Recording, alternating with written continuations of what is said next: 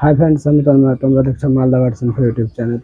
তো বিগত অনেক দিন ধরে আমি পাখি রিলেটেড কোনো ভিডিও দিতে পারছি না বা দিচ্ছি না, পুরো টোটালি বন্ধ হয়ে গেছে। আদার্স যে কোনো রকম ভিডিও আমি আপলোড করছি আমার চ্যানেলে। তো রিসেন্টলি একটা ভিডিও আপলোড করেছিলাম পাখির বিষয়ে, বদ্রি পাখির বিষয়ে। তো ওখানে একটা ভাই কমেন্ট করে যে দাদা, জাভা পাখির এই গরমে পালন, পরিচর্যা, জাভা পাখি কি খায় সেটা নিয়ে কিছু বলো। তো হ্যাঁ, আমি ওই ভিডিওটারই রিপ্লাই ভিডিও আজকে, কমেন্টের রিপ্লাই ভিডিও আজকে বানাতে চলেছি।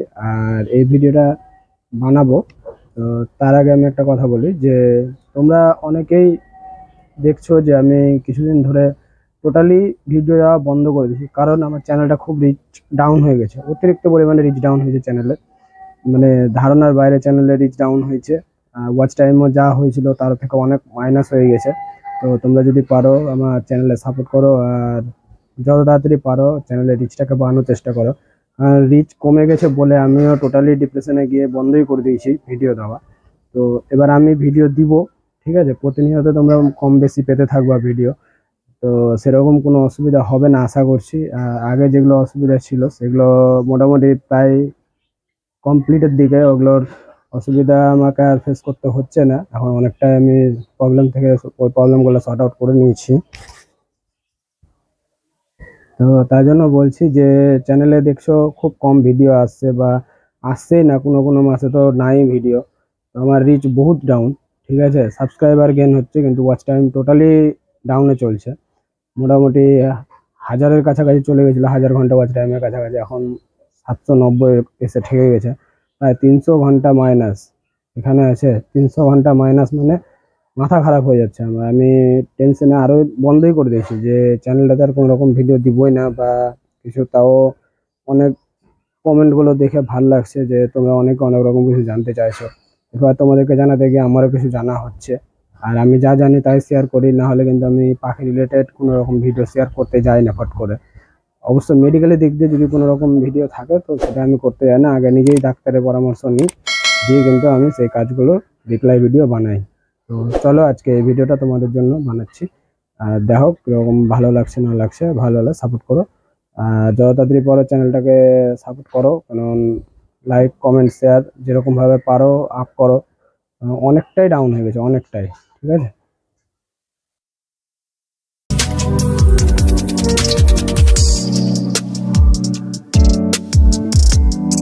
বলছি। তো ধারাবাহিকে গরমে রাখবা, কোথায় রাখবা বা কিরকম জায়গায় রাখবা সেটা প্রথমে বলবো।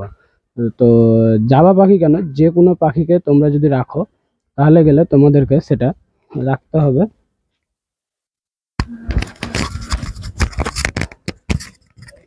একটু ঠান্ডা প্রিয় জায়গাতে রাখতে হবে, যেখানে ডাইরেক্ট রোদ না পড়ে বা খুব গরম যেন সেই জায়গাটা না থাকে।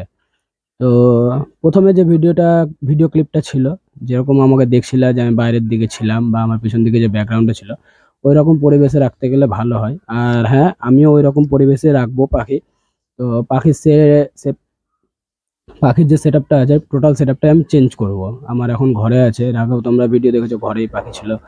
তো সেই সেট আপটাকে আমি টোটালি চেঞ্জ করব। আর যখন আমি চেঞ্জ করব, পাখি রাখছি কোথায় না রাখছি কোথায়, সেটাও আমি সমস্ত ডিটেলস আমি দেখাবো তোমাদেরকে ভিডিওর ভিতরে। আর এখন যেটা কমেন্টে রিপ্লাই আমি দেব, যে ভাই জানতে চাইছিল গরমে জাহা পাখির পরিচর্যা। তো জাভা পাখির পরিচর্যার দিকে প্রথম বলবো যে জাভা পাখিকে যদি তোমরা ছোট বাটিতে জল দাও গরমের সময়, এরা শীত কি গরম কি এরা প্রতিনিয়ত সব বেশিরভাগ সময় ওরা শরীর যখনই হিট হবে তখনই কিন্তু ওরা স্নান করে। তো তার জন্য তোমাদেরকে এমন একটা পাত্র দিতে হবে যেন তারা জলের ভিতরে ডুবে ডুবে স্নান করতে পারে, ঠিক আছে? মাসে 2বার করে হলেও তোমরা একটু নিম পাতা হলুদ দিয়ে বা নিম পাতাকে জলে ফুটিয়ে একটু হলুদ মিশিয়ে সেই জলটা দিয়ে স্নান করাতে পারো। কিন্তু হ্যাঁ, খোলা হলুদ দিবা, প্যাকেটের হলুদ দিবা না। কোনো রকম প্যাকেটের হলুদ দিবা না, সে যে কোনো ব্র্যান্ডেরই হোক, কোনো ব্র্যান্ডেরই প্যাকেটের হলুদ দিবা না, কারণ প্যাকেটের হলুদে একটু মানে কি বলবো, ওটা একটু ঝাল টাইপের হয়। তো সেটার জন্য প্যাকেটের হলুদ দিবা না। আর দিতে গেলে তোমরা খোলা হলুদ দিবা, খোলা হলুদ বাজারে কিনতে পাওয়া যায়। হ্যাঁ, তো সেই খোলা হলুদই দিও, তাহলে কিন্তু খুব ভালো হয়। তো এর ফলে পাখির গায়ে টিক্স হবে না, বা পাখির লোম যে অতিরিক্ত পরিমাণে যখন লোম মল্টিং হয়, সেই টাইমে তো হলুদ জল দিয়ে স্নান করলে খুব ভালো। তো লো মল্টিং এর সময়ও তোমরা হলুদ জল দিয়ে স্নান করাতে পারো। আর যেটা আমি বলবো, বারবার বলছি যে তোমরা পাখিকে গরমের সময় এমন জায়গাতে রাখো যেখান দিয়ে হাওয়া চলাচল করতে পারবে, হাওয়া বাতাস চলাচল করতে পারবে, সেই সব জায়গাতে রাখো। আর জাবা পাখিকে রাখার যে খাঁচার মাপটাও আমি তোমাদের বলছি। জাবা পাখিকে রাখতে গেলে এমন একটা সাইজের খাঁচাতে রাখতে হবে যে সাইজটা হচ্ছে 3 ফিট বাই 1.5 ফিট, লম্বাতে হবে 3 ফিট, চওড়াতে হবে 1.5 ফিট। ঠিক আছে, উপরের হাইট তোমরা আপারের হাইট যেরকম ইচ্ছা রাখতে পারো, 2 ফিটও রাখতে পারো, 1.5 ফিটও রাখতে পারো, তোমাদের কোনো অসুবিধা নাই। কিন্তু হ্যাঁ, এমন জায়গায় রাখতে হবে। আমার এই খাঁচাটা ছোট খাঁচা, এর আগে আমার বড় খাঁচাতেই ছিল জাবা পাখি। তো এই গরমের জন্য যখন আমি হাঁড়ি খুলে দিয়েছি ব্রিডিং এর জন্য, তো হাঁড়িটা যখন খুলেছি তখন কিন্তু তাদেরকে আমি একই জায়গাতেই রেখেছি, ছোট জায়গার ভিতরে। তো এখানেই থাকে, আমি মাঝে মধ্যে স্নান করাই পাখিকে ঘরে। তো আমি পাখির সেট আপ আলাদা করবো, বারবারই বলছি। তো আমি যখন পাখির সেট আপ আলাদা করবো তখন তোমরা দেখতে পাবা যে আমি জাহা পাখিকে কিরকম সেট আপে রাখি। ঠিক আছে, আর তার ভিতরেও ঘর থাকবে দেওয়া। জাবা পাখি কি খায়, সব থেকে বড় প্রশ্ন, জাবা পাখি কি খায় আর আমরা তাদেরকে কি কি খেতে দিতে পারি। তো তোমরা ওই হিসাবে যদি সফট ফুড দাও, সফট ফুড তোমরা দিতে পারো, ভাত চিরা এসবই দিতে পারো।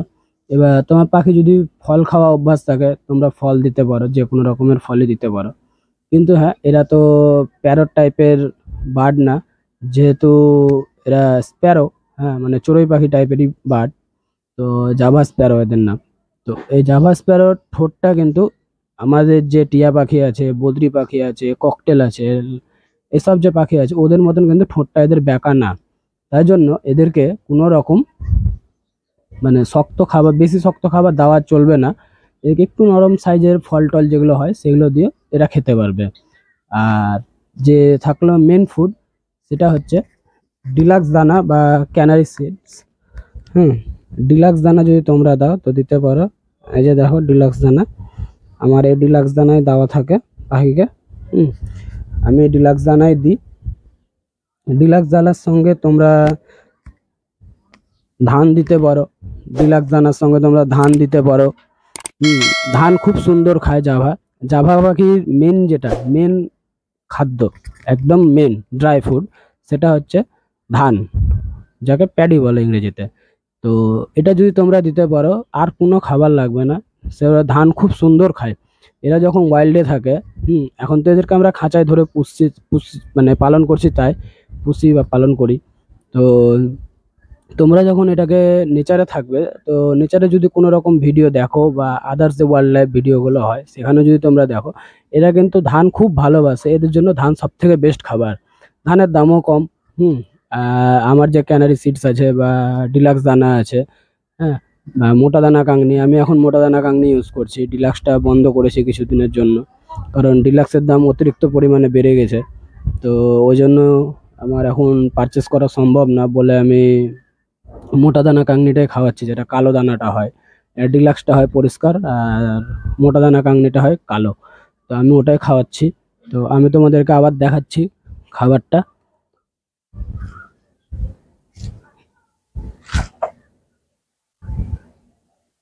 তো এই যে দেখতে পাচ্ছ যে এখানে আছে দেওয়া, মোটা দানা কাংনিটা দেওয়া আছে। তো আগের সঙ্গে ধান দিতাম, এখন ধান দেওয়াটা বন্ধ আছে, ধানটা আবার দিব। তো আমি যখন পাখিগুলোকে বাইরে করব তখন কিন্তু আবার আমি ধান মিশিয়ে দেবো খাবারের সঙ্গে, কারণ আমি মিক্স সিড বেশি দিই আর আমার মিক্স সিড নিয়ে ভিডিও আছে। তো অতএব আমি কোনো রকমই দিই না। তো এই ছিল জাভা পাখির খুব ছোট্টভাবে বুঝিয়ে দেওয়া একটা ভিডিও। যে ভাইরা জানতে চেয়েছিল, তোমাকে অনেক ধন্যবাদ ভাই। তুমি এরকমই কমেন্ট করবা, তুমি যেটা জানতে অসুবিধা হবে বা জানো না সেটার জন্য কমেন্ট করবা। আমি এরকমই নতুন নতুন ভিডিও সবার জন্য বানিয়ে দেবো, ঠিক আছে? তো চলো টাটা, ততক্ষণ ভালো থেকো, সুস্থ থেকো, আর তোমাদের ভালোবাসার পাখিগুলোকেও ভালো রেখো।